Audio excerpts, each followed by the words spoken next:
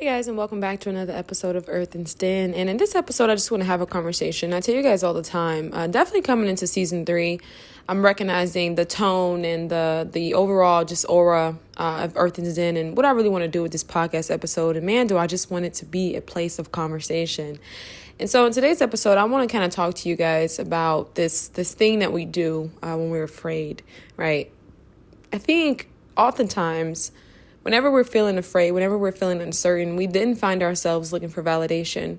You know, we look for it online, we look for it in the people around us, right? We start to compare, to try to figure out what this is, right? Whatever new thing presents itself to us, it creates a fear within most of us. I mean, if I'm being honest, I don't think that most people really embrace, change in those new experiences because it's just so new.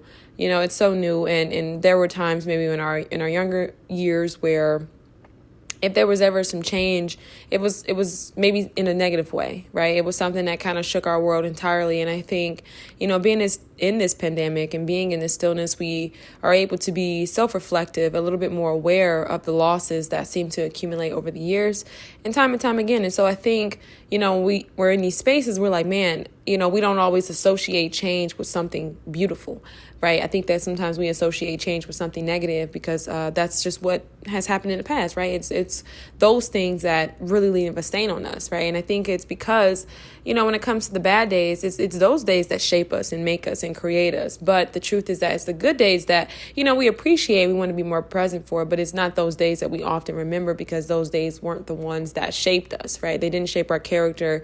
They didn't show us what we were made of. And so I was sitting here today and I was like, man, I'm questioning myself. Like, what are some things I'm afraid of?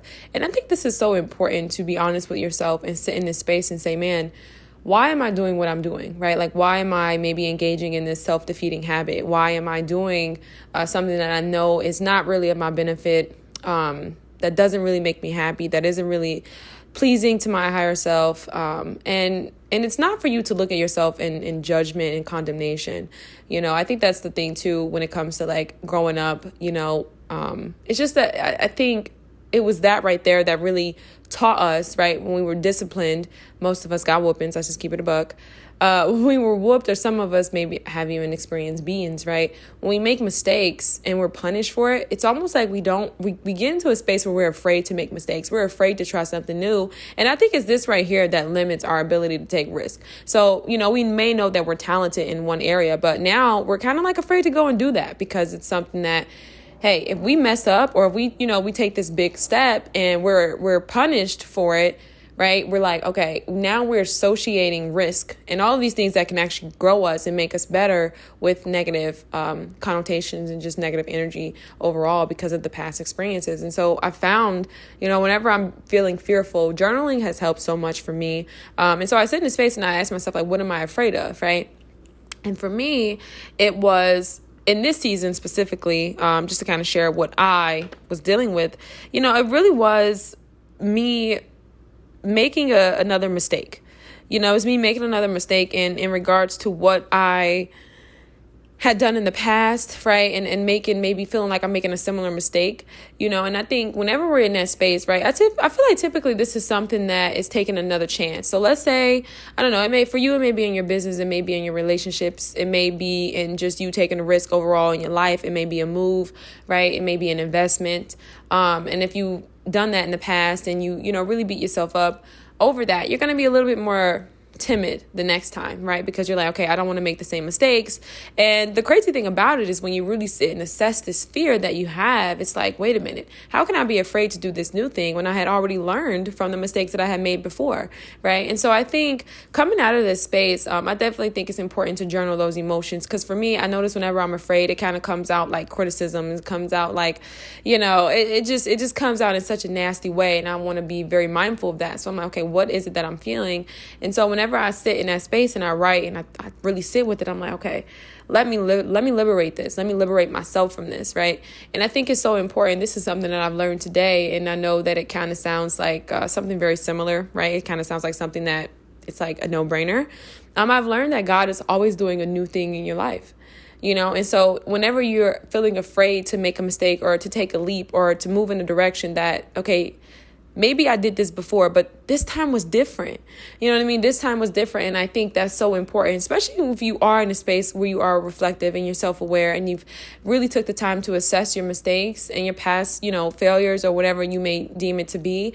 When you really reflect on that and you move forward, I think you can really sit in a space and be like, okay, this is something different. And I think it's okay to give yourself the benefit of the doubt and say, hey, maybe this is different, and even look at yourself and look at the facts, right? Because, what is fear? False evidence appearing real, so look at the facts of the situation and say, hey, actually, this is going to be different. This is different because I'm different.